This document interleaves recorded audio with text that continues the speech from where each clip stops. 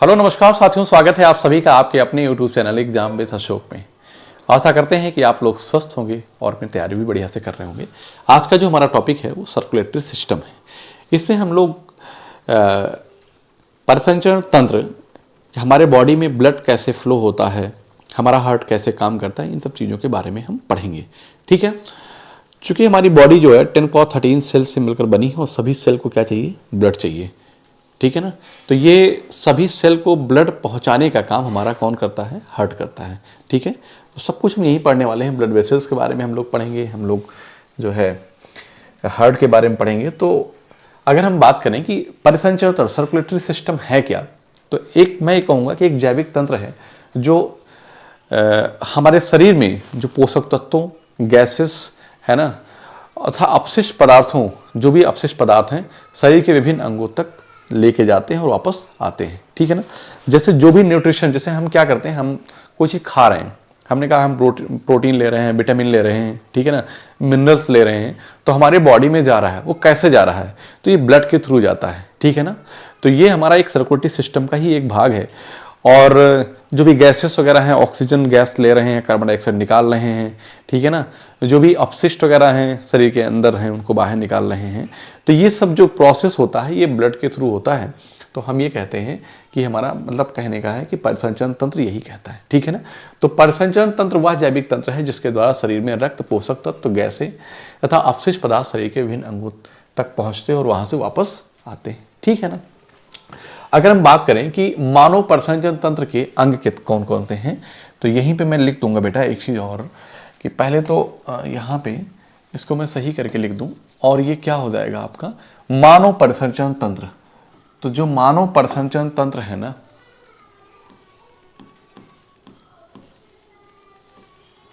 मानव परिसंचरण तंत्र क्या है, ये तंत्र है। तंत्र के अंग जो हैं वो कौन कौन से हैं, तो आप कहेंगे हार्ट है ना, हृदय और रक्त है, और क्या है, रक्त वाहिनियां हैं। यहाँ पे हम लोग रक्त के बारे में नहीं पढ़ेंगे क्योंकि जो ब्लड है ना, जो ब्लड है ये टिश्यू है, तो टिश्यू वाले चैप्टर में इसको हम लोग पढ़ेंगे। यहाँ पे हार्ट और ब्लड वेसल्स के बारे में यहाँ पे हम लोग पढ़ेंगे। ठीक है, अगर यहीं पे हम बात करें कि जो हमारी ब्लड वेसल्स हैं, ध्यान देना, जो हमारी ब्लड वेसल्स हैं वो जो रुधिर वाहिकाएं कहते हैं, जिसे हम क्या कहते हैं बेटा, रुधिर वाहिकाएं कहते हैं। तो बात मेरी समझिएगा,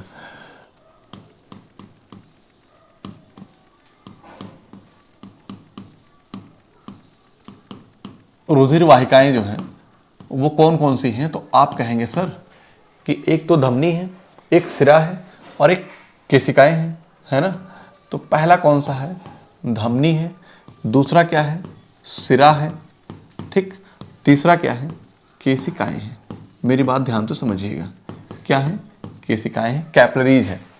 अब धमनी का काम क्या होता है कि हमारे हार्ट से कहाँ लेके जाता है, बॉडी में। तो हार्ट से बॉडी में लेके जाता है किसको, ब्लड को। मतलब कि ये सब क्या है, नसें हैं, ये सब क्या है, नसें। धमनी भी एक नस है, सिरा भी एक नस है, केशिकाएं भी हैं, ठीक। तो सबका अलग अलग काम है, ठीक है ना। तो ये धमनी क्या करती है, हार्ट से क्या है, हृदय से बॉडी में ब्लड लेकर जाती है, ठीक है, अभी इतना समझेंगे।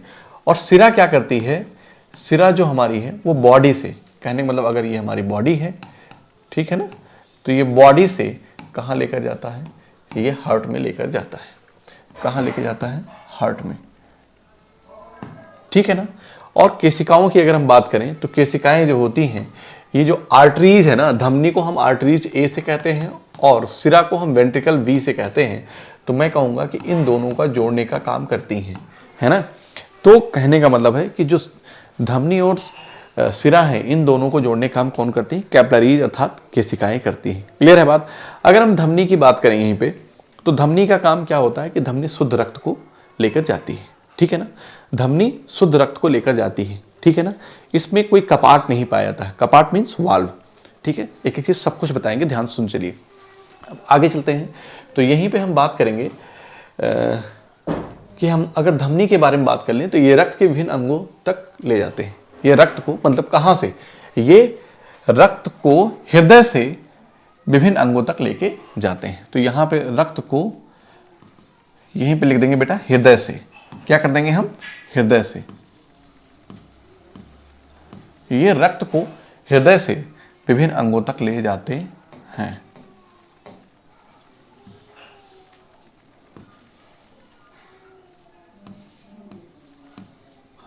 ये रक्त को हृदय से विभिन्न अंगों तक ले जाते हैं, ठीक है ना। इनकी भित्ति मोटी होती है। भित्ति मोटी का मतलब है कि जो आप अपने बॉडी में देखते हैं कि नसें हाथ के ऊपर दिखती हैं, वो क्या होती है? धमनी होती है, ठीक है ना। कपाट नहीं पाए जाते हैं, वाल्व। कपाट का क्या काम होता है कि रक्त के प्रवाह को एक दिशा सुनिश्चित करते हैं। कौन? कपाट, वाल्व जिसे कहते हैं। इसमें शुद्ध रक्त बहता है। ये इतनी बात आप याद रखिए। अपवाद के केस में है पल्मोनरी धमनी, ठीक है ना, जिसे हम फुफ्फुस धमनी कहते हैं। तो पल्मोनरी जो आर्टरी है ये क्या करती है? अपवाद के केस में अशुद्ध रक्त को लेकर जाती है। अभी सब कुछ आपको समझा दूंगा क्या करती है, लेकिन आप ये बात आपको आनी चाहिए अच्छे से। क्लियर है? अगर नहीं आएगी तो फिर तो प्रॉब्लम है, ठीक है ना। अब यहीं पे हम बात कर लेंगे किसकी? सिरा की। हमने यहां पे बात किसके किया? धमनी की। तो इधर ही हम बात कर लेंगे यहीं पे सिरा की। तो सिरा क्या करता है? देखिए ध्यान से, जिसे हम वेन्स बोलते हैं, ठीक है ना, सिरा।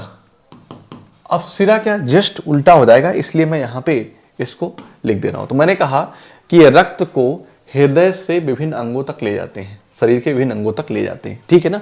लेकिन सिरा में क्या होगा? ये रक्त को शरीर के विभिन्न अंगों से हृदय तक लेके जाते हैं। रक्त को शरीर के विभिन्न अंगों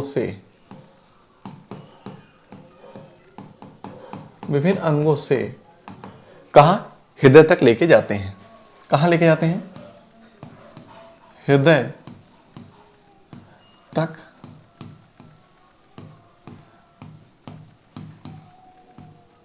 लेके जाते हैं।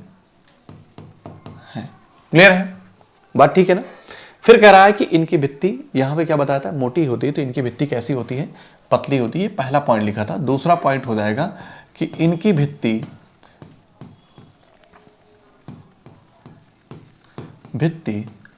पतली होती है, ठीक है ना। इनकी भित्ति पतली होती है। भित्ति पतली होती, इसमें कपाट पाए जाते हैं, ठीक है ना। तीसरा पॉइंट हो जाएगा कि इसमें कपाट पाए जाते हैं। अभी समझा दूंगा सब कुछ। इसमें कपाट पाए जाते हैं, अर्थात वाल्व, जिसे क्या कहते हैं? वाल्व पाए जाते हैं, ठीक है ना। इसमें अब उसमें क्या था? शुद्ध रक्त बहता था। तो इसमें क्या हो जाएगा? इसमें अशुद्ध रक्त बहता है। इसमें क्या होता है? अशुद्ध रक्त बहता है। रक्त बहता है, ठीक है ना। इसमें अशुद्ध रक्त बहता है। अपवाद का एक केस आ जाएगा, ठीक है ना। इसमें भी अपवाद रहेगा। केस में अपवाद क्या रहेगा? तो ध्यान दीजिएगा। अपवाद में रहेगा कि जैसे इसमें क्या था? अशुद्ध रक्त बहता है, यहां पे अशुद्ध रक्त बह रहा था। तो अपवाद में जो हमारी पल्मोनरी, इसका मतलब है कि फुफ्फुस सिरा जो होगी, जिसे हम क्या बोलेंगे? फुफ्फुस सिरा, है ना। जो फुफ्फुस सिरा है, ये क्या करेगा? हमारा शुद्ध रक्त को बहता है। इसमें क्या करता है? शुद्ध रक्त बहता है।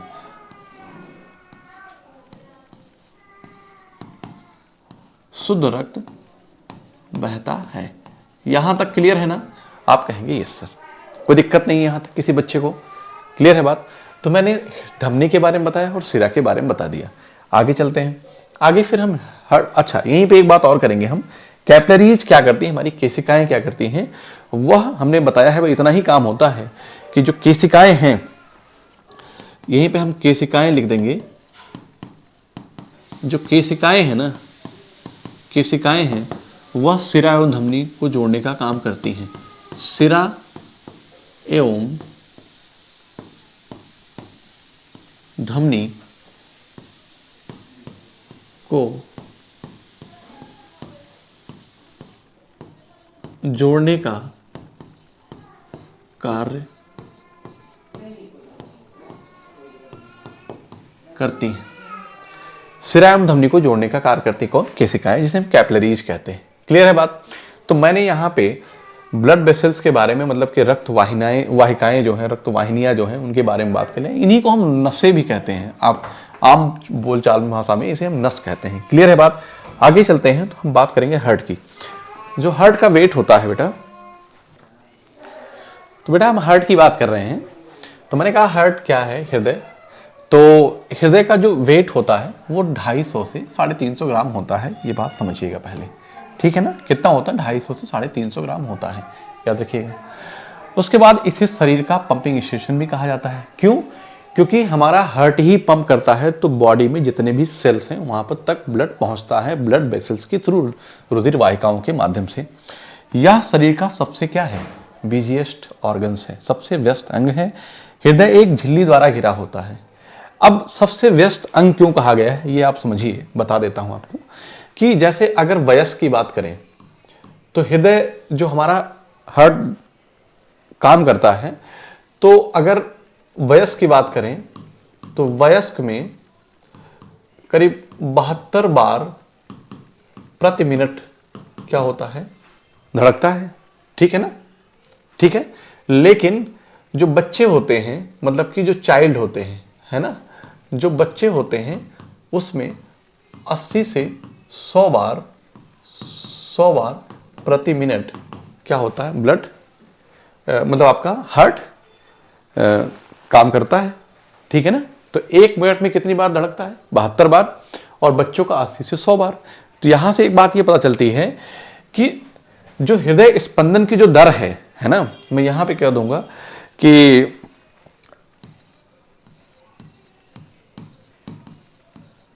हृदय स्पंदन की जो दर है ना, हृदय स्पंदन की जो दर है वो किस पे डिपेंड करती है? इनवर्सली प्रोपोर्शनल होती है किसके? आकार के। किसके? आकार के। बताओ कैसे? जैसे आप देखिए कि बच्चे का हार्ट क्या होगा? छोटा होगा, तो वहां पे उसकी हृदय स्पंदन दर जो है, हार्ट रेट है, कितनी है? वो आप कहेंगे 80 से 100 बार है। ये क्या है बेटा? ये हार्ट रेट है। क्या है? Heart rate. क्लियर है बात? हार्ट रेट, ठीक। अगर मैं आपसे पूछूं, इसका मतलब जो व्यक्ति या जो जीव बड़ा होगा उसमें उसकी जो हार्ट रेट होगी वो क्या होगी? कम होगी। अगर मैं आपसे बात करता हूं कि हाथी नहीं, मैं पूछ लेता हूं आपसे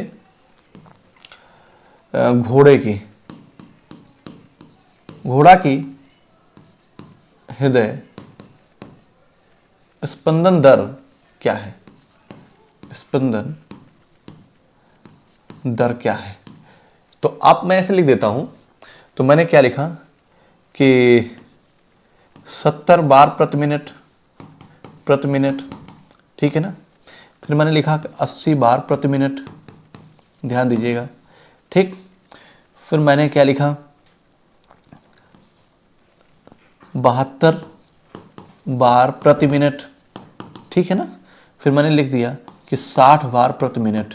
तो आपको पता है, आपको क्या पता है कि मैंने बताया कि हृदय स्पंदन की दर किस पे डिपेंड करती है? आकार पे। इंसान से घोड़े का आकार कैसा होता है? बड़ा होता है।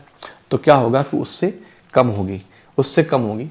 तो इसका मतलब क्या है कि आप यहां देखिए कि 72 से कम कौन सा है? हालांकि 2 ऑप्शन लिख दिया है मैंने यहाँ पे, 70 और वो, मैं इसको 80 कर दूं अगर, तो आपका आंसर आ जाएगा 70। क्यों? क्योंकि ये पता है कि इंसान से कम ही होगा उसकी हार्ट रेट। तो 72 इंसान का होता, ज्यादा हो नहीं सकता, क्योंकि जानवर क्या है? जीव क्या है? बड़ा है वो। क्लियर है बात? तो मैं यहाँ पे कहूंगा कि हृदय एक झिल्ली द्वारा घिरा होता है जिसे पेरिकार्डियम या हृदय आवरण कहते हैं, ठीक है ना? तो आपसे पूछा जाएगा कि हृदय जो घिरा होता है वो पेरिकार्डियम एक झिल्ली होती है। हृदय जो हार्ट है हमारा, हृदय पेशी का बना होता है, मतलब कि जिसे हम कार्डियक मसल बोलते हैं। क्या बोलते हैं? कार्डियक मसल्स, मांसपेशी बोलते हैं, ठीक है? क्या बोलते हैं? कार्डियक मांसपेशी बोलते हैं। हाँ, तो बेटा हम यहां थे कि जो हृदय स्पंदन की जो रेट होती है ना, जो हार्ट बीट होती है, वह डिपेंड करती है आकार पे। जिस भी जीव का आकार बड़ा होगा उसमें हार्ट रेट क्या होगी? कम होगी। जितना छोटा होगा उसमें हार्ट रेट ज़्यादा होगी। ये डिपेंड करता है, मैंने आपसे कहाँ से बताया है कि बच्चों की 80 से 100 बार होती है प्रति मिनट, लेकिन जो एडल्ट वयस्क होते हैं उससे 72 बार प्रति मिनट होती है। क्लियर है बात? आगे चलते हैं। अब हृदय का सिकुड़ना और हृदय का फैलना क्या है, इसे संकुचन सिस्टोल को बोलते हैं। क्या बोलते हैं बेटा? सिस्टोल और डायस्टोल आपने नाम सुना है, जिसे हम क्या बोलते हैं? सिस्टोल, सिस्टोल बोलते हैं, और इसको हम डायस्टोल बोलते हैं। ठीक है, सिस्टोल और डायस्टोल। अब क्या होता है कि हृदय का सिकुड़ना, हृदय का सिकुड़ना मतलब कि कॉन्ट्रैक्शन है ना, तो क्या हो जाएगा? कॉन्ट्रैक्शन। ठीक है ना, और ये क्या हो जाएगा? हृदय का फैलना अर्थात रिलैक्स, रिलैक्सेशन। क्या कहलाता है?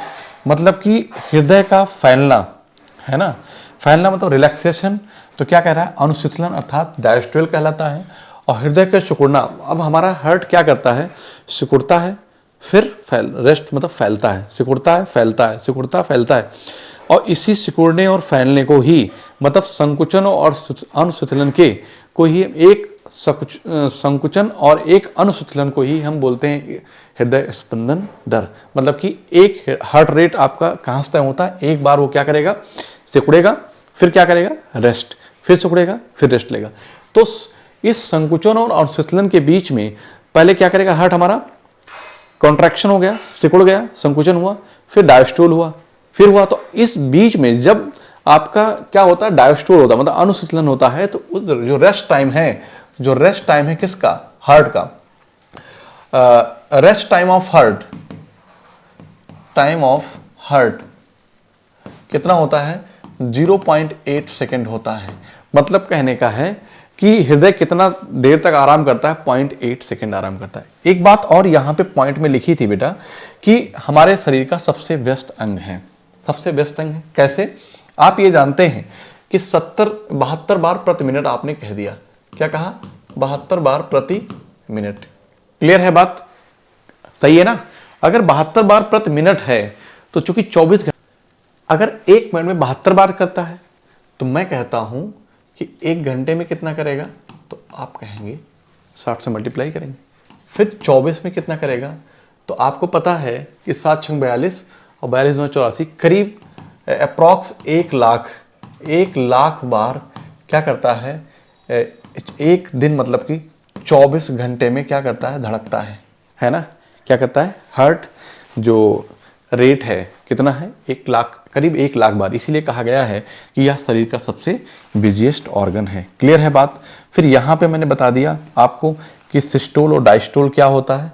हृदय का सिकुड़ना सिस्टोल कहलाता है और हृदय का रिलैक्स मतलब कि फैलना क्या कहलाता है? डायस्टोल कहलाता है। और एक सिस्टोल और एक डायस्टोल को ही क्या कहते हैं? कि हृदय स्पंदन कहते हैं। ठीक है ना? हार्ट रेट कहते हैं। ठीक है, अब यहाँ पे हम बात समझेंगे एक क्या कि जो हमारा हार्ट है, जो हमारा हार्ट है वो कैसा होता है, उसमें कच्छ कितने होते हैं? तो वैसे तो 2 प्रकार के कच्छ होते हैं। मेरी बात ध्यान से समझिएगा, ठीक है ना? मैं क्या कहूँगा कि 2 प्रकार के कच्छ होते हैं। कैसे? एक तो होता है ऊपर आलिंद और नीचे क्या होता है? ये क्या होता है? आलिंद होता है। और नीचे क्या होता है बेटा? निलय होता। आप कहेंगे यस सर, ऊपर आलिंद होता है, नीचे निलय होता है। ठीक है ना? अब हम क्या कहेंगे कि सब इसको कितने, ये तो दो हमारे कच्छ होंगे, तो कितने होते हैं? हृदय के 2 प्रकार के कच्छ होते हैं। तो यहाँ पे आप ये बात याद रखिएगा कि हृदय में कितने प्रकार के? 2 प्रकार के कच्छ होते हैं। 2 प्रकार के कच्छ होते हैं। ठीक है, अब कितने चैम्बर्स अर्थात कच्छ होते हैं? तो हृदय में कितने चैम्बर होते हैं? 4 होते हैं। तो मैं कहूँगा कि ये मेरा राइट है तो लेफ्ट होगा, ठीक, और ये क्या रह जाएगा? राइट। ये राइट और ये लेफ्ट, तो दोनों, ये लेफ्ट आर्ट्रियम होगा, आर्ट्रियम मतलब आलिंद, ठीक है ना? और इसे राइट आर्ट्रियम बोलेंगे, इसे वेंट्रिकल बोलेंगे, राइट और लेफ्ट वेंट्रिकल। क्लियर है? तो अब अगला यहीं पे हो जाएगा कि हृदय में कच्छ की संख्या कितनी होती है? तो हृदय में 4 कच्छ होते हैं। 4 कच्छ होते बात ठीक है ना? आप कहेंगे यस सर, कोई दिक्कत नहीं है। आगे चलते हैं। यहीं पे हम बात करना चाहें कि हमारा हार्ट कैसे काम करता है, तो मेरी बात ध्यान सुनिएगा, और यही बात सबसे इंपॉर्टेंट है। अगर इस बात को हम समझ गए तो हमारा यहाँ से सब कुछ क्लियर हो जाएगा। तो अब चूंकि हमारे हार्ट में कितने चैम्बर हैं? 4 हैं, 2 प्रकार के, और नंबर ऑफ चैम्बर्स कितने? 4 हैं। तो यहाँ पे लेफ्ट और ये राइट। अगर मैं ऐसे खड़ा हो जाऊँ तो ये क्या है? मेरा राइट है। देखो ये राइट है ना, ये मेरा क्या है? लेफ्ट है, ठीक है ना? तो ऐसे ही लिखा जाता है। तो ये लेफ्ट और ये क्या हो जाएगा? राइट हो जाएगा। क्लियर है बात? अब यहाँ पे बात करेंगे तो ऊपर क्या होता है? आलिंद होता है, मतलब आर्ट्रियम, राइट आर्ट्रियम और लेफ्ट आर्ट्रियम, और राइट वेंट्रिकल और लेफ्ट वेंट्रिकल होगा, ठीक है? तो होता क्या है हमारी बॉडी में? मैंने कहा कि ये मान लो हमारी क्या है? ये बॉडी है, अर्थात शरीर है, ठीक? और ऊपर क्या है मेरा? ये लंग्स है। ध्यान देना, लंग्स अर्थात फेफड़ा है। तो हमारे बॉडी से ब्लड कहाँ जाएगा? राइट आर्ट्रियम में जाएगा, ठीक है ना? कहाँ जाएगा? राइट आर्ट्रियम में जाएगा, ठीक है? तो यहाँ से ब्लड यहाँ गया, ठीक? और यहाँ से कहाँ जाएगा फिर? यहाँ से ब्लड इसमें आएगा, और यहाँ से फिर कहाँ जाएगा? आप कहेंगे सर हमारे लंग्स में जाएगा। क्लियर है ना बात? लंग्स में जाएगा। और देखिएगा ध्यान से, अब हमारे बॉडी में हार्ट जो ब्लड है यहाँ से क्या होगा? प्योरीफाई होगा। लंग्स में क्या होता है? ऑक्सीजनेटेड ब्लड होगा, मतलब प्योर हो जाएगा। अभी क्या है? अशुद्ध है। ये क्या था? बॉडी में अशुद्ध ब्लड जो है कहाँ गया? आलिंद में गया। आलिंद से राइट वेंट्रिकल मतलब कि दाएं नीले में गया, और दाएं नीले से फिर कहाँ गया? लंग्स में गया। अब यहाँ से जो शुद्ध ब्लड होकर आएगा ऑक्सीजनेटेड, वो कहाँ आ जाएगा हमारे? वो लेफ्ट आलिंद या आर्ट्रियम में आएगा, ठीक है ना? उसके बाद फिर ये कहाँ जाएगा? सॉरी, लेफ्ट आर्ट्रियम और लेफ्ट वेंट्रिकल में आएगा। फिर इसके बाद कहाँ आ जाएगा ब्लड? हमारे यहाँ पे बॉडी में आ जाएगा। तो आप मुझे बताइए कि 2 बातें आपने पढ़ी थी क्या? 2 प्रकार की जो ब्लड वेसल्स पे ज़्यादा फोकस किया था। एक तो आपने किया था धमनी पे, और एक किया था सिरा पे, ठीक है ना? मैं आपके दिमाग में ये चीज़ सेट करना चाहता हूँ।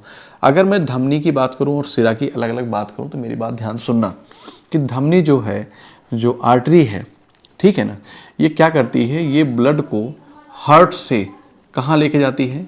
हार्ट से बॉडी में लेकर जाती है, ठीक है ना? ये क्या करती है? ये बॉडी से कहाँ लेकर जाती है? ये हार्ट में लेकर जाती है। आप कहेंगे ये सर कोई दिक्कत नहीं है, ठीक है? बात समझ में आ रही कि नहीं आ रही? लेकिन ये क्या करती है? ये शुद्ध ब्लड को लेकर जाती है, ये भी बात याद रखिएगा। ये शुद्ध रक्त को लेकर जाती है, ठीक है ना? और ये क्या करती है? ये अशुद्ध रक्त को लेकर जाती है।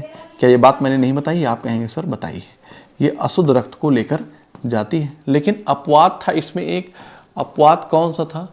सब कुछ आपको ये बात पीछे से आनी चाहिए, ठीक है? अपवाद क्या था बेटा? कि जो फुफ्फुस धमनी है, जो फुफ्फुस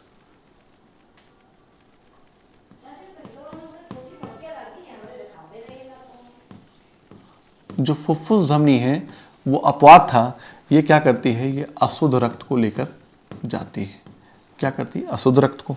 यहीं पे अपवाद था, इस वाले में अपवाद क्या था बेटा? कि जो हमारी फुफ्फुस सिरा है, क्या है? फुफ्फुस सिरा है। फुफ्फुस सिरा है, क्या करता है? ये शुद्ध रक्त को लेकर जाता है। क्या करता है? शुद्ध रक्त को लेकर जाती है, ठीक है ना? ये सब क्या है? ये हमारी वेन्स है। आप मुझे बताइए कि जब ब्लड शुद्ध कब होगा? जब वो ऑक्सीजनेटेड होगा, मतलब कि ऑक्सीजन उसमें मिक्स हो जाएगा। और कब होगा? वो लंग्स में जाएगा। तो मतलब कि जो ये आ रहा है ये शुद्ध है। लेकिन जब भी अगर लंग्स से कोई जुड़ा है तो उसे फुफ्फुस कहेंगे, ठीक है ना? आप यहाँ पे मैं कैसे इसका नाम रखेंगे तो मैं बता देता हूँ। इसका नाम रखा मैंने फुफ्फुस।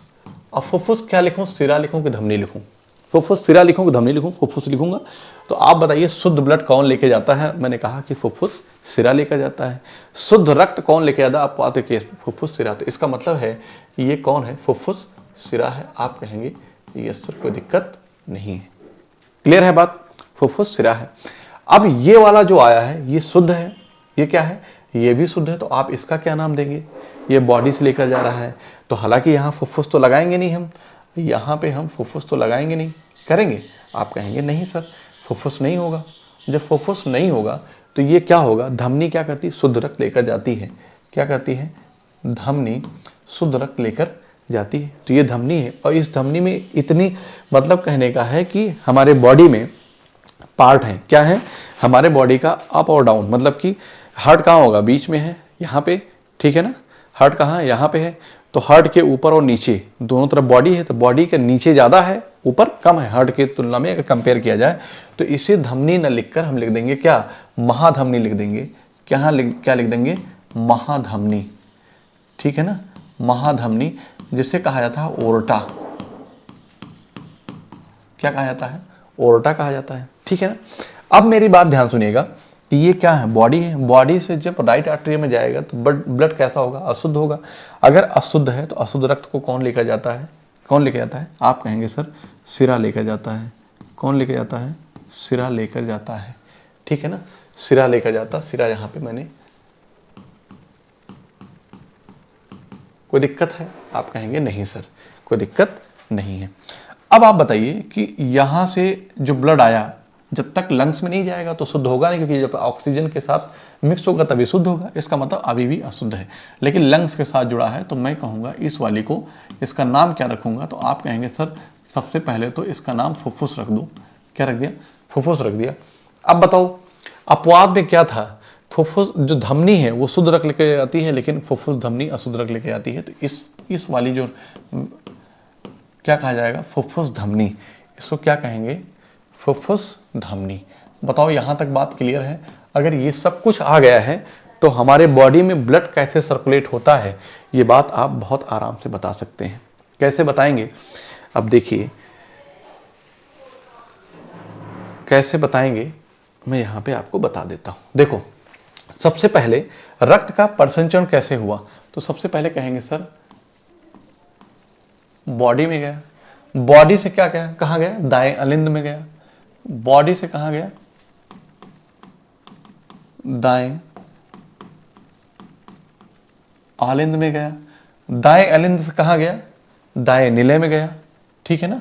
फिर कहाँ गया, दाएं निलय में गया।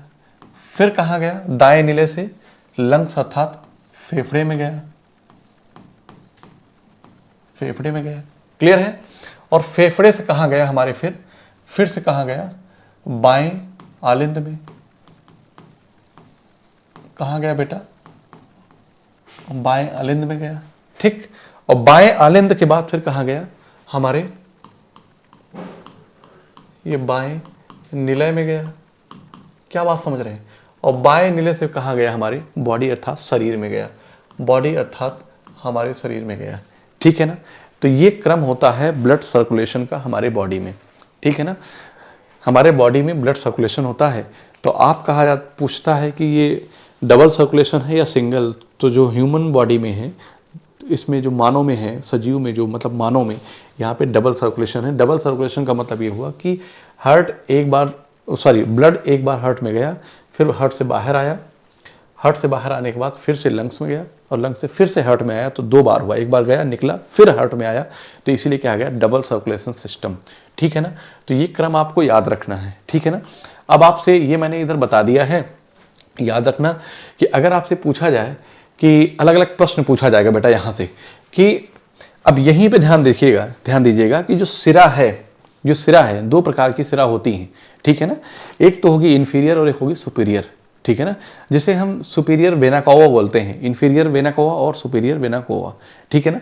तो वेना कावा, अब यहाँ पे मैं थोड़ा सा इरेज करूंगा यहाँ पे, ठीक है ना। और इरेज करके फिर मैं यहाँ पे आपको एक चीज़ बताना चाहूँगा, आप नोट कर लिए होंगे आप, आई होप। तो मैं यहाँ पे ये बताना चाहूँगा कि अब आपसे एक प्रश्न और पूछेगा कि हमारे बॉडी की सबसे बड़ी, यहाँ पे ध्यान दीजिए, तो ये जो सिरा है ना, हमारा जो सिरा है ना, ये 2 होती है। एक तो होती है सुपीरियर और एक होती है इन्फीरियर। क्या होती है, एक होती है सुपीरियर और एक होती है इन्फीरियर, वेना कावा, ठीक है ना। और इधर क्या बोलेंगे, वेना कावा। तो अगर आपसे पूछा जाए कि सबसे बड़ी सिरा कौन सी होती है, तो आप बताइए कि इन्फीरियर होती है कि सुपीरियर होती है। तो हमारे शरीर की सबसे बड़ी जो सिरा है वो होती है इन्फीरियर वेना कावा होती है। क्यों? क्योंकि यह हमारे बॉडी के जो नीचे वाली होती है ये पार्ट, तो नीचे मतलब कहने का है कि बॉडी से जो लेके जा रही है, ठीक है, दो पार्ट में बटा है। तो हम लिखेंगे कि हमारे शरीर की सबसे बड़ी जो सिरा है वह इन्फीरियर वेना कावा है। क्लियर है बात? हमारे शरीर की, तो लिख देंगे कि शरीर की सबसे बड़ी सिरा इन्फीरियर वेना कावा है। इन्फीरियर वेना कावा होती है। ठीक है ना? अगर मैं पूछूं कि हमारे शरीर की सबसे बड़ी जो रुधिर है वाहिनी कौन सी होती है, तो मैं कहूँगा कि महाधमनी अर्थात ये होती है। ठीक है ना? तो अगला पॉइंट यहीं पे करके लिख दूंगा कि शरीर की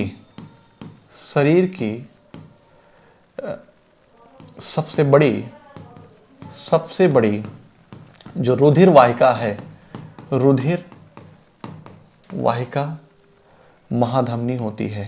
कौन होती है? महाधमनी होती है। ठीक है ना? जिसे हम ओर्टा कहते हैं। जिसे हम क्या कहते हैं? ओर्टा कहते हैं। दो प्रश्न बनेगा कि सबसे बड़ी सिरा कौन सी होती है, तो आप कहेंगे इन्फीरियर वेना कावा। ठीक है? सबसे बड़ी शरीर की कौन सी जो है रुधिर वाहिका होती है ना? तो ये आपसे पूछेगा तो आपका हो जाएगा महाधमनी। बात ठीक है ना यहाँ तक? एक बात और हम बताना आपको चाहेंगे यहीं पे कि ये क्रम आपको याद होना चाहिए। ठीक है ना? ये क्रम याद होना चाहिए कि लंग से कौन लेकर आता है?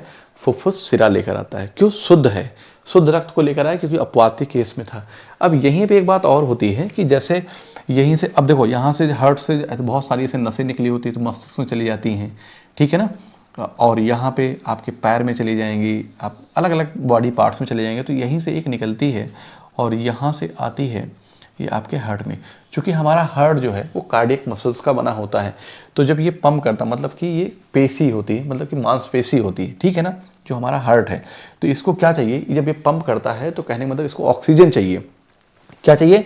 ऑक्सीजन चाहिए। तो मैं इसको ऐसे न बना के, मैं इसको ऐसे बनाऊं, ऐसे मान लीजिए कि ये वेन्स आ रही है। ठीक है ना? ये क्या आ रही है? वेन्स आ रही है। ठीक है? ये हमारे हार्ट में जुड़ी होती है, मतलब कि शुद्ध ब्लड आ रहा है, यहाँ से जुड़ा हुआ है हार्ट में, ये हमारे हार्ट में जुड़ा हुआ है।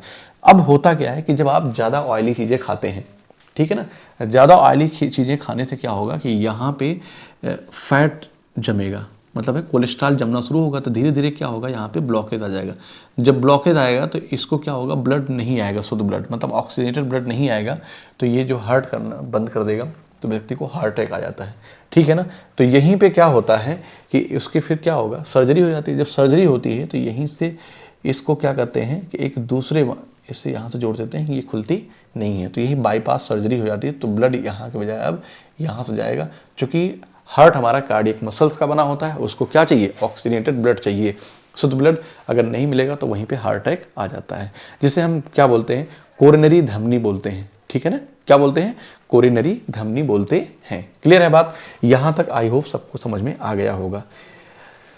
अब आगे हम बात करेंगे कि वाल्व वगैरह की, तो यहीं पे ध्यान दीजिएगा कि जो हमारा हार्ट है बेटा, जो हमारा ये हार्ट है, ठीक है ना, इसमें टोटल चैम्बर्स कितने हैं, तो आपने कहा कि नंबर ऑफ कच जो है वो 4 हैं।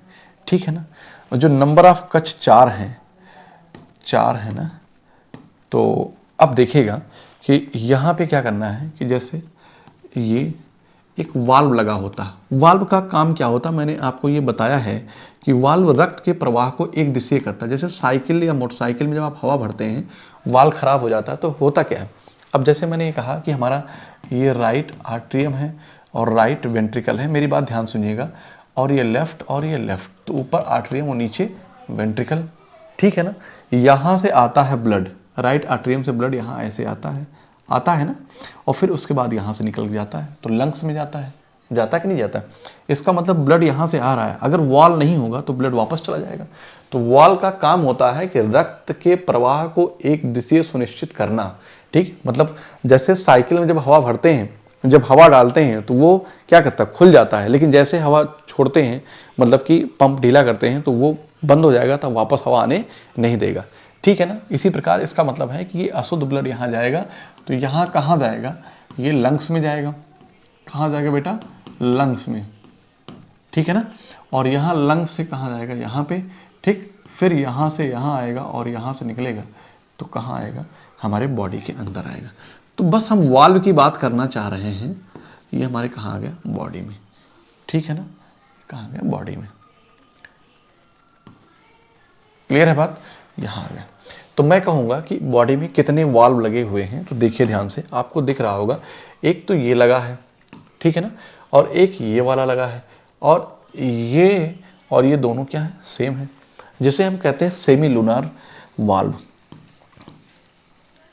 सेमी लूनार वाल्व, जिसे हम अर्ध चंद्र कपाट बोलते हैं। क्या बोलते हैं, अर्धचंद्र कपाट बोलते हैं। ठीक है ना। इसे द्विवलनीय कपाट बोलते हैं,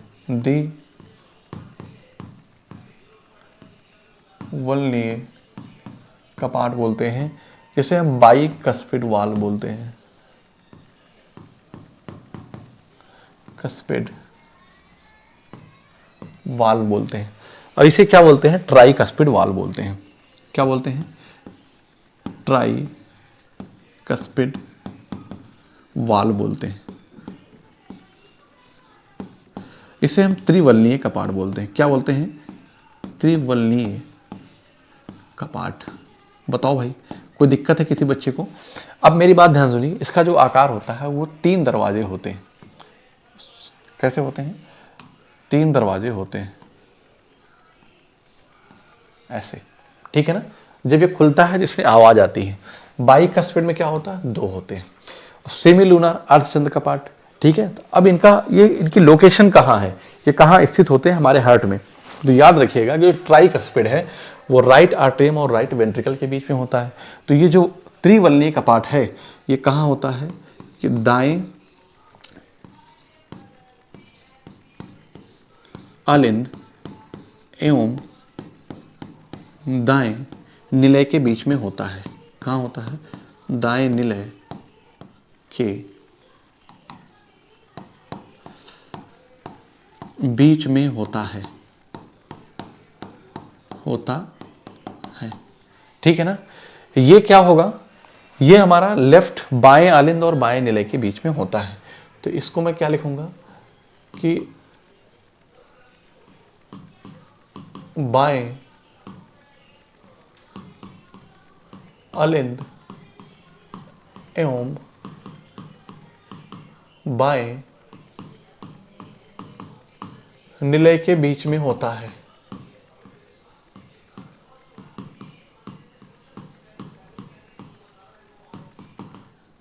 निलय के बीच में होता है। बात ठीक है, यहां तक समझ में आया। ये कहाँ होता है, ये राइट आर्ट्रियम मतलब कि राइट वेंट्रिकल और लेफ्ट वेंट्रिकल मतलब कि बाएं निलय और दाएं निलय के बीच में होता है। तो मैं क्या लिखूंगा कि यह दाएं निलय एवं बाएं निलय के बीच में होता है।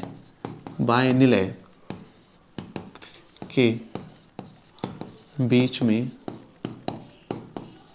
होता है।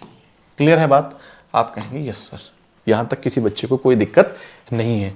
और यहीं पे वाल्व की बात की थी, कपाट, तो मैं लिख देता हूं, मैंने डेफिनेशन हालांकि आपको बता दी है, फिर भी मैं यहां पे लिख दे रहा हूं कि ये मैं आपको बता देता हूं कि जो कपाट होते क्या हैं। कपाट जिसे हम वाल्व बोलते हैं, वाल्व बोलते हैं कपाट को, रक्त के प्रवाह को एक दिशीय सुनिश्चित करने का कार्य करता है। तो क्या कहेंगे कि रक्त के प्रवाह को एक दिशीय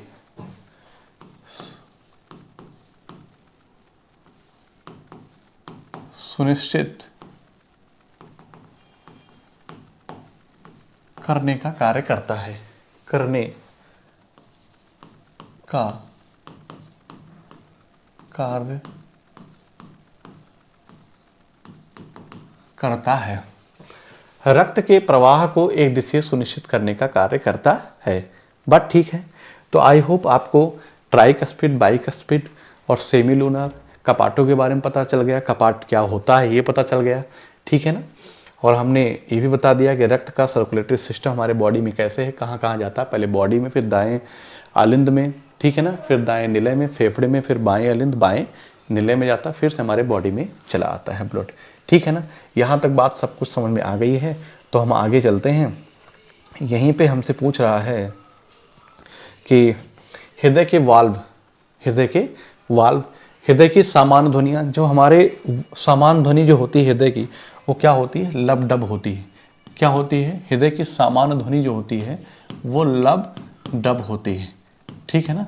और हृदय की असामान्य ध्वनि जो होती है, हृदय की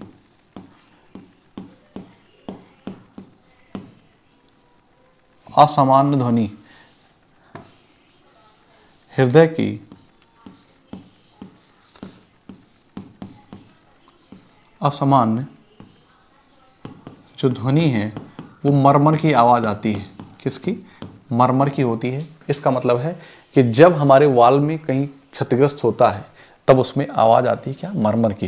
हृदय में कोष्ठकों की संख्या कितनी होती है, 4 होती है। हृदय के वाल्व क्या होते हैं, 3 प्रकार के वाल्व होते हैं, ट्राइकस्पिड, बाइकस्पिड और सेमीलूनर। मैंने ये बात आपको पीछे बता दी, क्लियर है बात। आगे चलते हैं। फिर यहीं पे हम बात करेंगे कि जैसे अगर कच्छ की बात किया, हृदय में कोष्ठकों की संख्या वो किस पर निर्भर करती है, तो जैसे कितना होता है, मछली में कितने होते हैं, 2 होते हैं, ठीक है ना। उभयचर में कितने होते हैं, 3 होते हैं। उभयचर क्या क्या आता है बता दूंगा।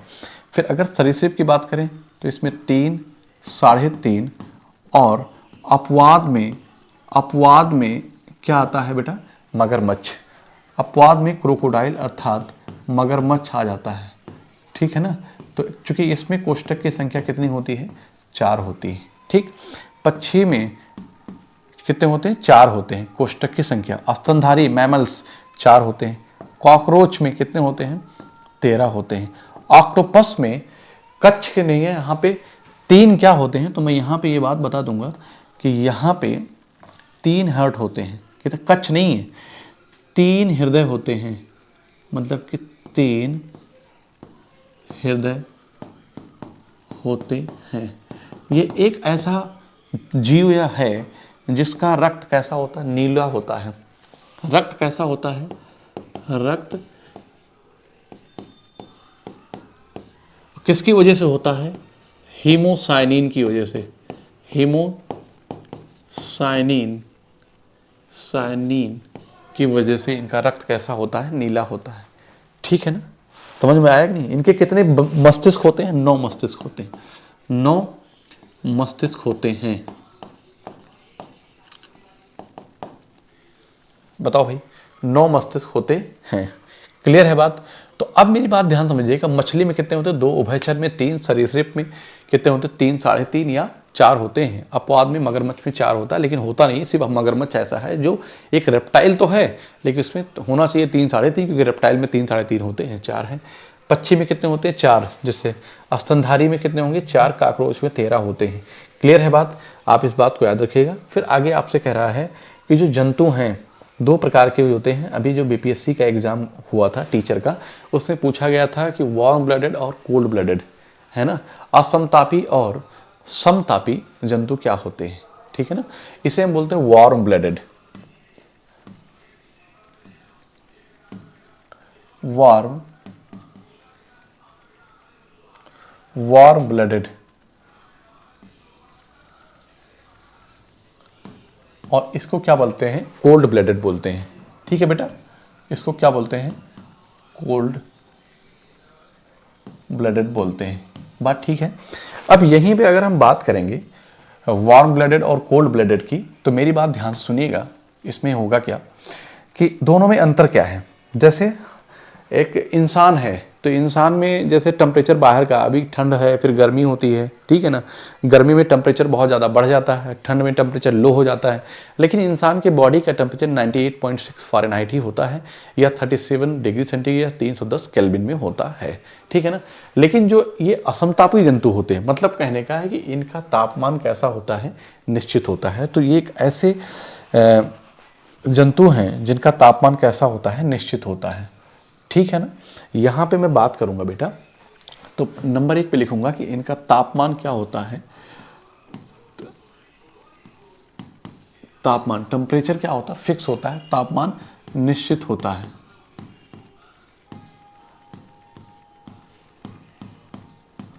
निश्चित होता है, ठीक है ना।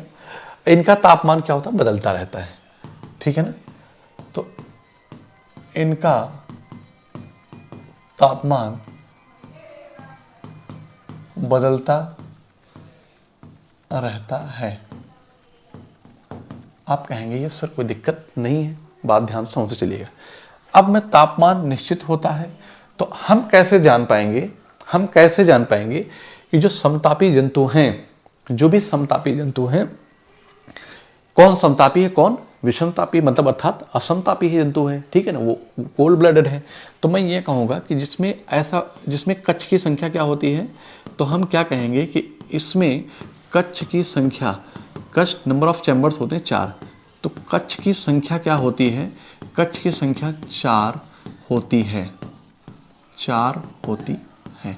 और इसमें क्या है, इसमें क्या है, हम कहेंगे इसमें जो कच्छ की संख्या क्या होती, 2, 3, 3.5,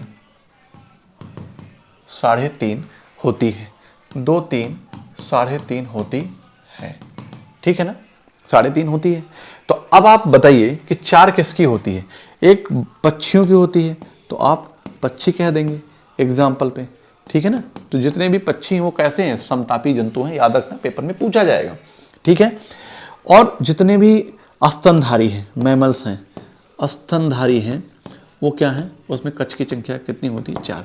जैसे तोता मैना अगर मैं कह दूं, है ना, तोता, कौवा, आप मोर कह दीजिए, ठीक, ये सब क्या हैं, ये सब पक्षी हैं, चिड़िया जो होती हैं, ठीक है ना, ये सब इसमें कितने होते हैं चैम्बर्स, 4 होते हैं। तो ये कैसे जंतु कहलाते हैं, समतापी जंतु कहलाते हैं।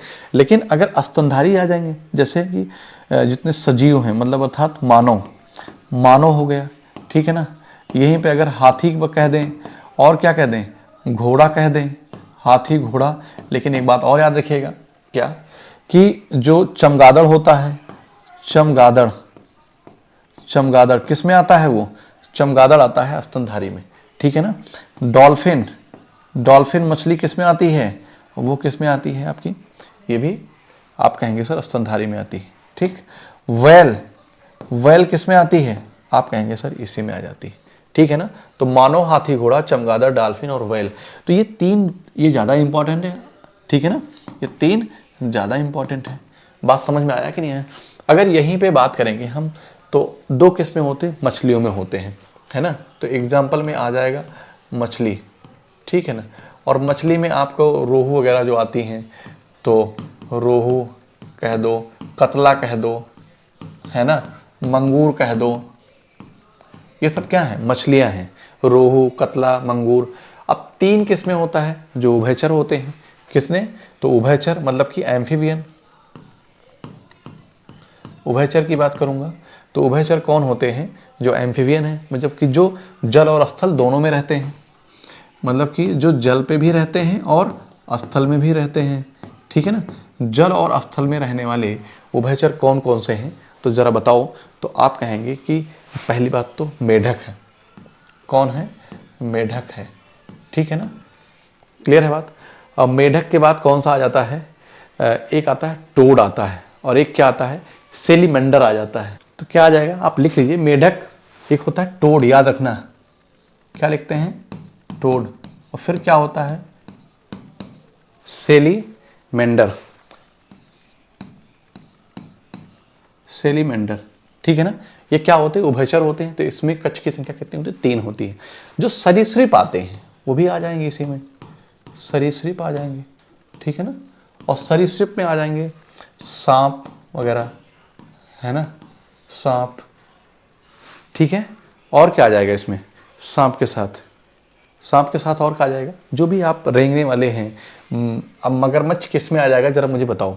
मगरमच्छ में वैसे तो 3.5 अपवाद के केस में था, तो मगरमच्छ किस में आएगा जरा बताओ। अपवाद का केस था, ठीक है ना।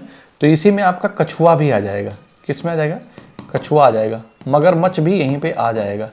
बताओ क्लियर है ना। तो आपको समझ में आ गया कि समतापी और असमतापी कहाँ से होते हैं। अगर नंबर ऑफ चैम्बर्स आपको पता है तो 2, 3, 3.5 वाले जो होते हैं वो सब किस में आते हैं, बस आपको यहाँ पे याद रखना है। चूंकि ये चमगादड़ है ना, उड़ती है तो आप लगेगा चिड़िया है, तो आप ऐसा ना हो कि कहीं, हालांकि इसमें हाँ तब भी आप कहेंगे चमगादड़ को 4 ही कहते हैं, चिड़िया मान लेंगे तो, ठीक है। डॉल्फिन और व्हेल पे आपको ध्यान देने की ज़रूरत है, ठीक है। अब आगे बात करते हैं हम लोग कि जो बंद खुला परिसंचरण तंत्र, और यहीं पे हम बात करेंगे बंद परिसंचरण तंत्र की, ठीक है ना। तो खुला और बंद परिसंचरण तंत्र होता क्या है, तो यहीं पे मैं 2 इसको अलग अलग पार्ट में आपको समझा देता हूँ, ठीक है ना बात। आप कहेंगे यस सर।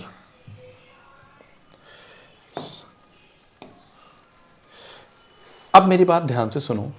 जैसे यहाँ पे ये आपका खुला परिसंचरण तंत्र है। खुला परिसंचरण तंत्र क्या होता है कि मान लीजिए कि जो ब्लड है, जो ब्लड है एक जगह पे क्या है, भरा हुआ है। ये क्या है, ये खाली स्थान है। ये क्या है, ये खाली स्थान है, खाली स्थान। और इसी खाली स्थान को क्या कहते हैं, हीमोसील कहते हैं। क्या कहते हैं, हीमोसील कहते हैं। इसी खाली स्थान को हम क्या कहते हैं बेटा, हीमोसील कहते हैं, ठीक है ना। अब होता क्या है कि एक खाली स्थान से जो बॉडी में ब्लड जाता है इसे खुला परिसंचरण तंत्र कहते हैं। मतलब कहीं के किसी ब्लड वेसल्स के थ्रू नहीं जाता है। एक खाली स्थान होता है, वहाँ ब्लड भरा होता है, उसके थ्रू जाता है। तो किस में जाता है, तो एग्जाम्पल के तौर पे आप याद रखिएगा कीट, कीट अर्थात क्या लिखेंगे हम, इंसेक्ट्स, है ना। जैसे इंसेक्ट्स में हम क्या कहेंगे, कीट, इंसेक्ट्स है, ठीक है ना। अब इन कीट्स की बात करूंगा मैं, तो यहाँ पे आ जाएगा आपका एग्जाम्पल के तौर पे तिलचट्टा। क्या होगा, तिलचट्टा। बात ठीक है ना। आगे हम बात करें कि बंद परिसंचरण तंत्र की। क्या,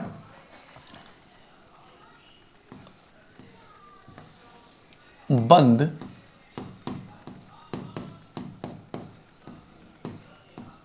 परिसंचरण तंत्र की। अगर हम बंद परिसंचरण तंत्र की बात करें तो इसमें रक्त रुधिर वाहिकाओं के थ्रू द्वारा बहता है। इसमें क्या होता है कि जो रक्त है ना,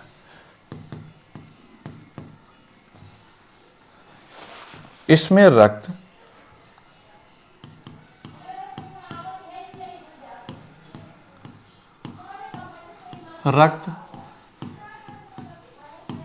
रुधिर वाहिकाओं, रुधिर वाहिकाओं के द्वारा बहता है। इसमें रक्त रुधिर वाहिकाओं के द्वारा बहता है, ठीक है। अब यहीं पे हम बात करेंगे तो क्या क्या आ जाएगा, तो आप एग्जाम्पल में इंसेक्ट छोड़ के जितने भी थे वो सारे आ जाएंगे। उनके बंद परिसंचरण तंत्र होता है, मतलब कि क्लोज सर्कुलेटरी सिस्टम और ओपन सर्कुलेटरी सिस्टम। क्लियर है। जैसे हम यहाँ पे क्या कहेंगे, तो एग्जाम्पल में हम लिख सकते हैं कि फिश अर्थात मछली। क्या हो जाएगा, मछली, ठीक है ना, मछली है। फिर हमारे जितने भी उभयचर होंगे, जितने उभयचर होंगे, ठीक, उसमें आ जाएगा। जितने हमारे सरीसृप होंगे, जितने हमारे सरीसृप होंगे उसमें भी क्या होगा, उनका बंद परिसंचरण तंत्र होता है, ठीक है ना। और हम क्या कहेंगे यहीं पे, सरीसृप, उभयचर, मछली, उभयचर, सरीसृप, और क्या हो जाएगा, स्तनधारी। क्या होते हैं, स्तनधारी, ठीक है ना। तो इन सब में क्या होता है कि बंद परिसंचरण तंत्र होता। बात समझ में आ गई, आगे चलते हैं। अब हमारा लास्ट पॉइंट क्या है बेटा, कि एकल परिसंचरण तंत्र क्या होता है, इनके बारे में हम डिस्कस करेंगे। तो हमारे पास 2 है, एकल परिसंचरण तंत्र और द्विपरिसंचरण तंत्र, है ना।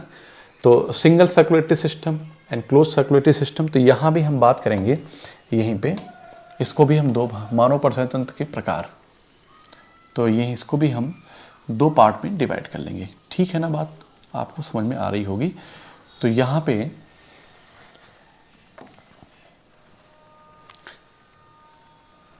चलिए, अब आप एकल प्रसंचरण तंत्र की बात करेंगे कि इसका मतलब ये है कि ये सपोज दैट क्या है, ये आपका हार्ट है। क्या है बेटा? ये हार्ट है। क्या है ये? ओहो, ये क्या है? हार्ट है। ठीक, तो मैंने क्या कहा आपसे, मेरी बात ध्यान से सुनिएगा। मैंने कहा कि ये मान लीजिए कि हार्ट है और ये क्या है? आपकी बॉडी है। ठीक, तो अब आप बताइएगा कि ये किस में है, और हार्ट के बाद कहाँ जाएगा आपका ब्लड? बॉडी से कहाँ गया? हार्ट में गया। कहाँ गया? हार्ट में गया। ठीक, और हार्ट के बाद कहाँ जाएगा? वो लंग्स में जाएगा। लंग्स, लंग्स होता नहीं, अर्थात गिल्स में जाएगा, जिसे क्लोम बोलते हैं।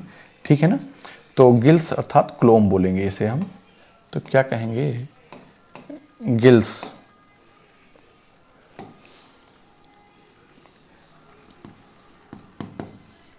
गिल्स जिसे क्लोम बोलते हैं। और यहां से क्या आ जाएगा? बॉडी में आ जाएगा। तो यहां पे हुआ क्या? ब्लड गया हार्ट में, हार्ट से गिल्स में गया, गिल्स से सीधा यहाँ पे आ गया, बॉडी के अंदर आ गया। तो मतलब एक ही बार गया ना, बॉडी से एक बार गया हार्ट में, दोबारा तो हार्ट में आया नहीं। तो इसीलिए कहा गया एकल प्रसंचरण तंत्र। और यह होता है किसमें?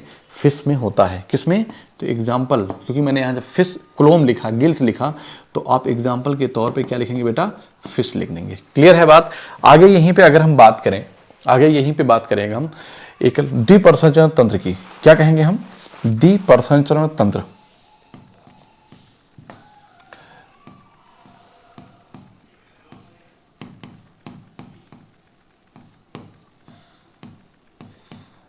संचरण तंत्र की बात करूंगा अगर मैं, तो ये कहूंगा, मेरी बात ध्यान से सुनना, मैं क्या कहूंगा?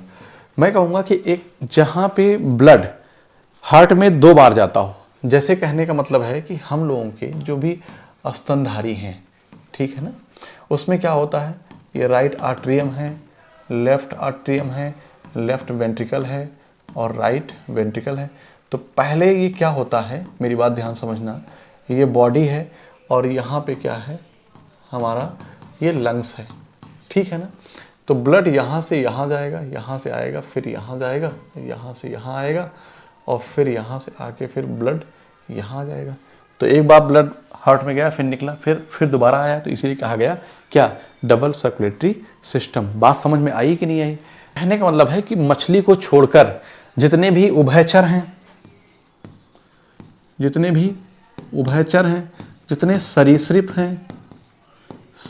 हैं, जितने स्तनधारी हैं, क्या हैं? स्तनधारी हैं। मेरी बात ध्यान समझिएगा, स्तनधारी हैं। उन सब में डबल सर्कुलेटरी सिस्टम होता है। ठीक है? आई होप आपको समझ में आया होगा और अच्छा भी लगा होगा। तो अगर समझ में सब कुछ आ गया तो अब हम आपको यहाँ पे क्वेश्चन करा देंगे। ठीक है ना? एनसीईआरटी के। और अगर कहीं पे कोई डाउट होगा तो आप कमेंट के माध्यम से ज़रूर बताइए। हमारी पूरी कोशिश रही है कि यहाँ से बाहर एक भी क्वेश्चन आपका जाना नहीं है। ठीक है ना? तो आज के लिए इतना ही रखते हैं, मिलते हैं आपसे हम नेक्स्ट क्लास में। आज का जो हमारा ये टॉपिक है सर्कुलेटरी सिस्टम, प्रसंचरण तंत्र, इसको मैंने क्या कर लिया है? फिनिश कर लिया है। ठीक है?